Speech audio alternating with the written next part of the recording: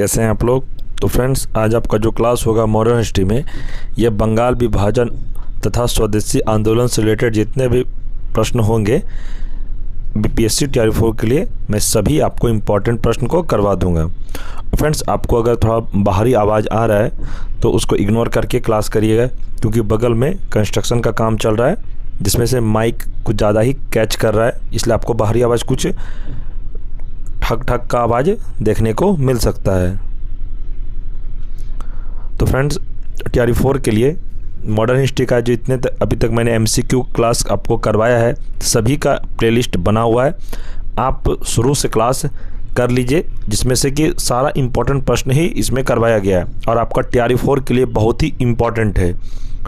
और फ्रेंड्स, अगर आपने मॉडर्न हिस्ट्री का थ्योरी क्लास नहीं देखा है, जिसमें से मैंने एक वीडियो में पूरा मैराथन कंप्लीट करवा दिया है, तो वो आप क्लास देख लीजिए। अगर आप थ्योरी क्लास अच्छे से देख लेते हैं तो आप जब एमसीक्यू लगाएंगे तो आपका कुछ भी डाउट रहेगा तो एमसीक्यू पढ़ने के बाद आपका सारा डाउट क्लियर हो जाएगा।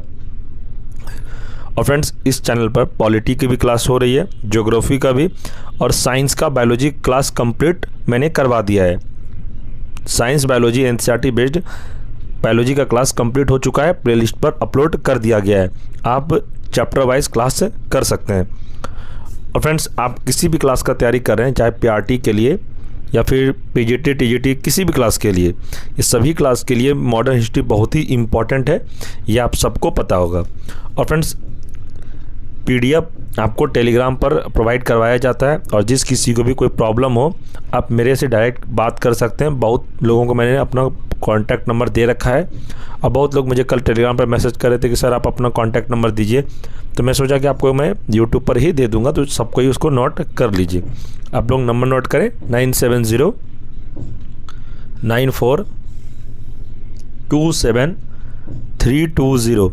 फिर से बोल देता हूँ, 9709427320। इसे आप नोट डाउन करके रख लीजिए। और फ्रेंड्स, किसी भी तरह का आपको एग्ज़ाम से रिलेटेड कोई प्रश्न पूछना हो, या पीडीएफ आपको कोई ऐसा हो कि जिसको पीडीएफ नहीं मिला है, आप मुझे व्हाट्सएप मैसेज कर सकते हैं, या मुझे आप टेलीग्राम पर भी मैसेज कर सकते हैं। तो फ्रेंड्स, वीडियो के अंत तक आप जरूर बने रहें। यह क्लास आपको टीआरपी 4 के लिए बहुत ही इम्पॉर्टेंट होने वाला, इससे कम से कम 4 से 5 प्रश्न एग्ज़ाम में पूछा जा सकता है, और अभी तक पूछा गया है। बंगाल विभाजन तथा स्वदेशी आंदोलन से रिलेटेड जितने भी इंपॉर्टेंट प्रश्न होंगे एनसीईआरटी से रिलेटेड, सभी को इस वीडियो में कवर किया जाएगा। तो चलिए शुरू करते हैं। प्रश्न है, बंग भंग विरोधी स्वदेशी आंदोलन का प्रारंभ कब हुआ था? तो ये हुआ था 7 अगस्त 1905 को। इसे आप ध्यान रखिएगा। इसका एक्सप्लेनेशन में है कि भारतीयों के विरोध के बावजूद वायसराय लॉर्ड कर्जन ने 20 जुलाई 1905 को बंगाल विभाजन की घोषणा कर दी। आपको एग्जाम में प्रश्न पूछा जाएगा कि बंगाल विभाजन की घोषणा कब की गई थी, तो आपको बताना यह 20 जुलाई 1905 को, जिसे 16 अक्टूबर 1905 को लागू होना था, और 16 अक्टूबर 1905 को बंगाल विभाजन लागू हो गया था। इस निर्णय के विरोध में 7 अगस्त 1905 को कलकत्ता के टाउन हॉल में एक बहिष्कार प्रस्ताव पारित हुआ तथा स्वदेशी आंदोलन की घोषणा की गई। 16 अक्टूबर 1905 का दिन जब बंगाल विभाजन का निर्णय लागू हुआ, पूरे बंगाल में राष्ट्रीय शोक दिवस के रूप में मनाया गया। इसे भी आप ध्यान रखिएगा। एग्जाम में प्रश्न पूछा जाएगा कि राष्ट्रीय शोक दिवस क्यों मनाया गया। तो क्यों मनाया गया? क्योंकि वहाँ पे बंगाल विभाजन के बाद सभी लोगों ने, पूरे बंगाल वासियों ने इसे राष्ट्रीय शोक दिवस के रूप में मनाया। इसे आप ध्यान रखिएगा। प्रश्न है, बंगाल का विभाजन मुख्यतः किया गया था, तो क्यों किया गया था? तो ऑप्शन सी हो जाएगा, बंगाली राष्ट्रवाद को दुर्बल करने के लिए। याद रखिएगा, जितने भी प्रश्न मैं आपको करवा रहा हूँ सभी टीआरपी 4 के लिए इंपॉर्टेंट है। ऐसा नहीं हो सकता कि आप कहीं और से भी पढ़ रहे हैं तो वहाँ कुछ बोला जा रहा है और मैं कुछ बोल रहा हूँ। मैं सभी क्लास अभी जितना भी कर रहा हूँ सभी एनसीईआरटी का ही प्रश्न करवा रहा हूँ। आप अभी तक जो लोग भी मेरे से जुड़े हुए हैं, अभी तक क्लास जिसने किया होगा, मैं सभी के कहता हूँ, जब आप क्लास कर लेते हैं तो आप प्रीवियस ईयर लगाइए, तब आपको यकीन हो जाएगा कि हमारे क्लास से कितने प्रश्न को पूछा गया है अभी तक में, और आगे भी पूछा जाएगा। मैं एनसीईआरटी ही क्लास करवाता हूँ, और आपको यकीन करना है फ्रेंड्स, आपका एग्ज़ाम में एक भी प्रश्न नहीं छूटेगा। यहाँ से सारा सिलेबस मैं कंप्लीट करवा दूंगा। आपको टेंशन लेने का ज़रूरत नहीं है। इसका एक्सप्लेनेशन देखते हैं। बंगाली राष्ट्रवाद को दुर्बल करने के लिए बंगाल विभाजन किया गया था। बंगाल उस समय भारतीय राष्ट्रीय चेतना का केंद्र बिंदु था और साथ ही बंगालियों में प्रबल राजनीतिक जागृति भी थी। सुरेंद्र नाथ बनर्जी, कृष्ण कुमार मिश्र, पृथ्वीश चंद्र राय जैसे बंगाल के नेताओं ने बंगाली हितवादी एवं संजीवनी जैसे अखबारों द्वारा विभाजन के प्रस्ताव की आलोचना की। ध्यान रखिएगा इसको। प्रश्न है 1905 में बंगाल विभाजन किस वायसराय ने किया? आप सबको पता होगा कि बंगाल विभाजन किस वायसराय ने किया था।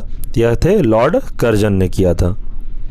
ये TRE 2 में पूछा गया प्रश्न है और TRE 3 में भी पूछा गया था। ये प्रश्न को किस क्लास में TRE 3 में पूछा गया था ये मैं कंफर्म नहीं हूँ, बट मुझे पता है कि ये 1905 बंगाल विभाजन से रिलेटेड कर्जन वाला प्रश्न TRE 3 में पूछा गया था। मैं आपको नेक्स्ट वीडियो में बताऊंगा कि इस प्रश्न को किस क्लास के लिए पूछा गया था।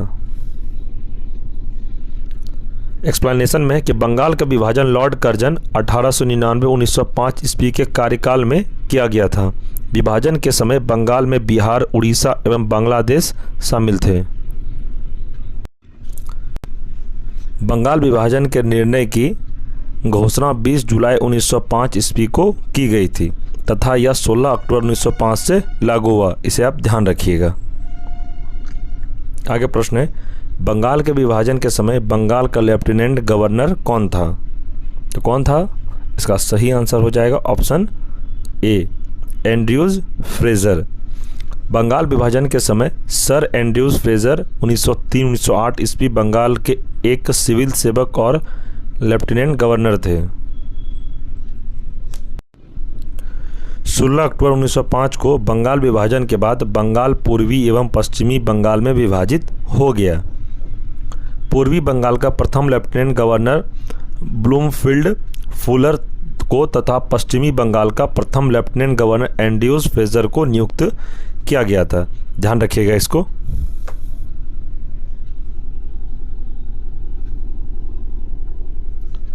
प्रश्न है स्वदेशी आंदोलन के प्रारंभ का तत्कालीन कारण क्या था? तो स्वदेशी आंदोलन का तत्कालिक कारण क्या था? इसका आंसर है ऑप्शन ए, लॉर्ड कर्जन द्वारा किया गया बंगाल विभाजन। बंगाल विभाजन होने के बाद बंगाल वासियों ने इसे स्वदेशी आंदोलन के रूप में भी इसका विरोध किया था। स्वदेशी आंदोलन का मतलब हुआ कि अंग्रेज द्वारा जितने भी वहाँ पे सामान को बेचा जा रहा था, जितने उनका इन लोगों ने बहिष्कृत किया और कहा कि स्वदेशी जो हम लोग का देश में बना हुआ हम लोग उसी को ज़्यादा खरीदारी करेंगे और जो बाहरी है उसका हम लोग विरोध करेंगे। बंगाल विभाजन के बाद बंगाल वासियों ने इसे शोक दिवस के रूप में भी बनाया। आपसे एग्जाम में प्रश्न पूछा जाएगा कि शोक दिवस किस लिए मनाया जाता है। ऑप्शन में रहेगा बंगाल विभाजन और 2-3 ऑप्शन रहेगा तो आपको बंगाल विभाजन लगाना है। इसे आप ध्यान रखिएगा। एक्सप्लेनेशन में है कि बंगाल विभाजन के कारण स्वदेशी आंदोलन आरंभ हुआ। देख लिए, मैं ऐसे अभी बताया थोड़ी देर पहले।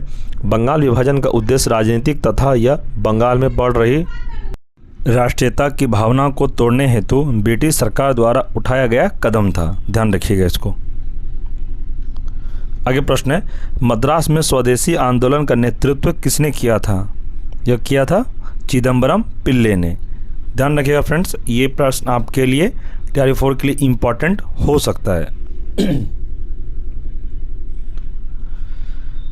मद्रास में स्वदेशी आंदोलन का नेतृत्व चिदम्बरम पिल्ले ने किया था। कांग्रेस के बनारस अधिवेशन 1905 में स्वदेशी एवं बहिष्कार आंदोलन का अनुमोदन किया गया।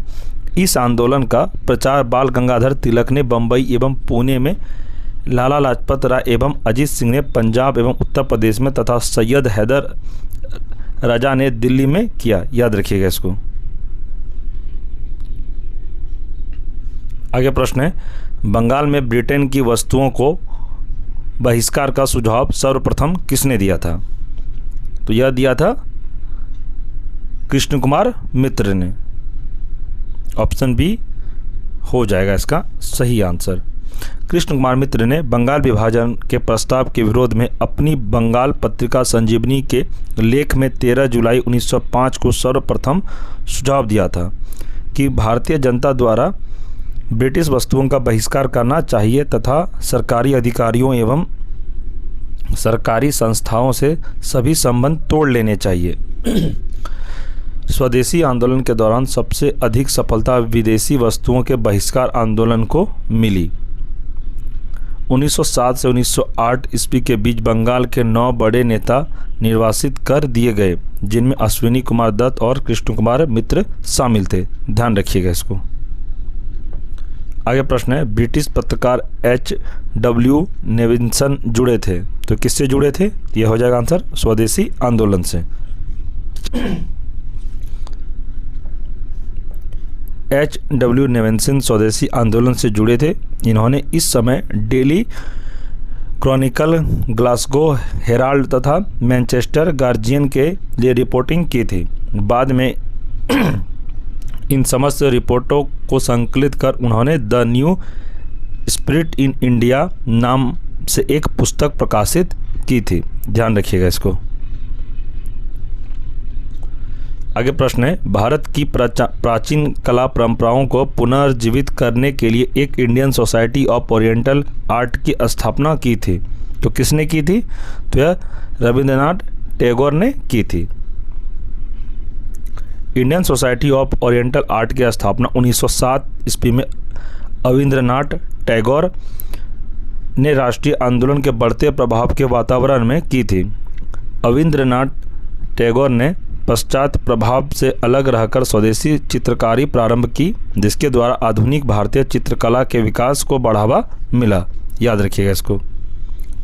आगे प्रश्न है, स्वदेशी और बहिष्कार सर्वप्रथम किस घटना के दौरान संघर्ष की विधि के रूप में अपनाए गए थे? तो कैसे अपनाए गए थे? इसका आंसर हो जाए ऑप्शन ए, बंगाल विभाजन के विरुद्ध आंदोलन। संघर्ष और विरोध की विधियों के रूप में स्वदेशी एवं बहिष्कार पहली बार बंगाल विभाजन के विरुद्ध 1905 हुए आंदोलन के दौरान अपनाए गए थे। स्वदेशी आंदोलन के समय लोगों का आंदोलन के प्रति समर्थन एकत्र करने में स्वदेश बांधव समिति की महत्वपूर्ण भूमिका थी। इसकी स्थापना अश्विनी कुमार दत्त ने 6 अगस्त 1905 को बारिसाल में की थी, यानी कि वर्तमान में जो बारिसाल कहाँ है, यह बांग्लादेश में। आगे प्रश्न है, 1906 में लंदन में अभिनव भारत सोसाइटी की स्थापना किसने की थी? तो यह किए थे विनायक दामोदर सावरकर ने। विनायक दामोदर सावरकर ने 1906 में लंदन के इंडियन हाउस में अभिनव भारत सोसाइटी की स्थापना की थी। इससे पूर्व इन्होंने 1904 में नासिक महाराष्ट्र में अभिनव भारत नामक एक क्रांतिकारी संगठन की भी स्थापना की थी। ध्यान रखिएगा इसको। आगे प्रश्न है, खुदीराम बोस ने किस स्थान पर किंग्सफोर्ड की हत्या का प्रयास किया था? ये TRE 3 में पूछा गया प्रश्न है। इसलिए मैं कहता हूँ फ्रेंड्स, ये जो चैप्टर है आपका, ये सभी प्रश्न आपके लिए इंपॉर्टेंट है। आपको यहाँ से कम 4 से 5 प्रश्न एग्जाम में देखने को मिल सकता है TRE 4 में। तो इसका सही आंसर है मुजफ्फरपुर। 30 अप्रैल 1908 को बिहार के मुजफ्फरपुर में प्रफुल्ल चाकी व खुदीराम बोस ने किंग्सफोर्ड की बग्घी पर बम फेंका। किंग्सफोर्ड तो बच गए, किंतु भारतीय आंदोलन से हमदर्दी रखने वाले मिस्टर कैनेडी की पत्नी व पुत्री मारी गई।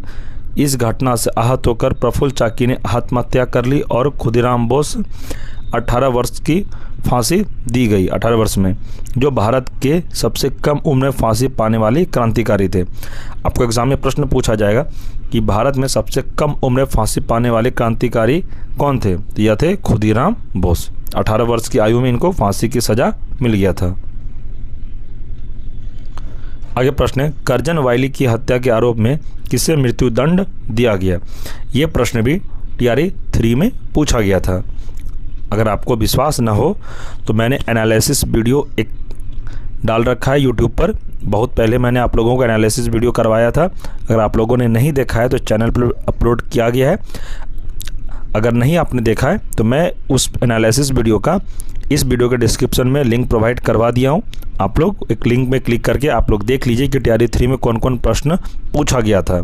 ये प्रश्न TRE 3 में पूछा गया। आप लोग नहीं तो BPSC का प्रीवियस ईयर का निकाल लीजिए, वहाँ पे आपको एक प्रश्न मिल जाएगा। इसका सही आंसर है मदन लाल ढींगरा। करजन वायली भारत राज्य सचिव के सलाहकार थे। 1 जुलाई 1909 को भारतीय राष्ट्रीय संघ की बैठक के दौरान लंदन में मदन लाल ढींगरा ने गोली मारकर उसकी हत्या कर दी, जिसके कारण ढींगरा को फांसी दे दी गई। आगे प्रश्न है, बंगाल विभाजन के विषय में किसने कहा था विभाजन हमारे ऊपर बम की तरह गिरा है? यह कथन किसका है? कथन से रिलेटेड एग्जाम में आपको 2 से 3 प्रश्न देखने को मिलेगा सभी सब्जेक्ट में, चाहे पॉलिटी रहे, ज्योग्राफी रहे, मॉडर्न हिस्ट्री रहे या फिर आपका साइंस रहे। कथन से रिलेटेड एग्जाम में प्रश्न को ज़्यादातर मॉडर्न हिस्ट्री में ही पूछा जाता है, तो मॉडर्न हिस्ट्री आप अच्छे से पढ़ लीजिए। आपका एक भी प्रश्न नहीं जाएगा एग्जाम में, ऐसा नहीं होगा कि आप कोई भी प्रश्न छोड़ दीजिएगा। सारा प्रश्न आप एग्जाम में बना कर आइएगा। जितना मैं आपको क्लास करवा दिया हूँ मैराथन थ्योरी मॉडर्न हिस्ट्री का क्लास, आप पहले थ्योरी क्लास कर लीजिए, 9.25 घंटे की क्लास है।